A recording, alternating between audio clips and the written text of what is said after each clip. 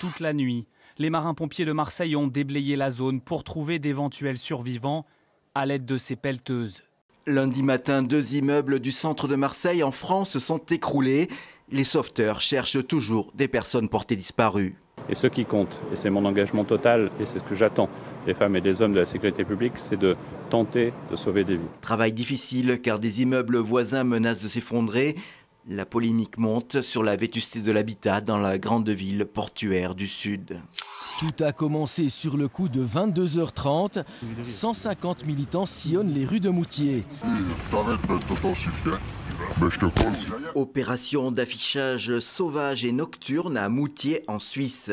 Les militants sont en colère après l'annulation du vote qui demandait le rattachement de la ville au canton du Jura. Du moment qu'ils peuvent s'exprimer, on va dire, s'ils collent une affiche, ils feront rien de plus grave. Aux voleurs, honte au gouvernement, les pro-Jura ont prévu d'autres actions et des recours en justice pour que leur ville quitte enfin le canton de Berne. C'est le temps de l'année où les coquelicots fleurissent au Parlement canadien. Un symbole de mémoire et de respect pour les anciens combattants. Mais au Canada, l'affaire est embarrassante. À cause d'une erreur comptable, pendant des années, les pensions des vétérans ont été sous-évaluées. Au total, c'est 165 millions de dollars en plus qui auraient dû leur être versés. L'erreur a été constatée plusieurs années plus tard, si bien que plus de la moitié des vétérans touchés sont maintenant décédés. Le gouvernement convient qu'il devra rattraper son erreur, mais certainement pas avant 2020.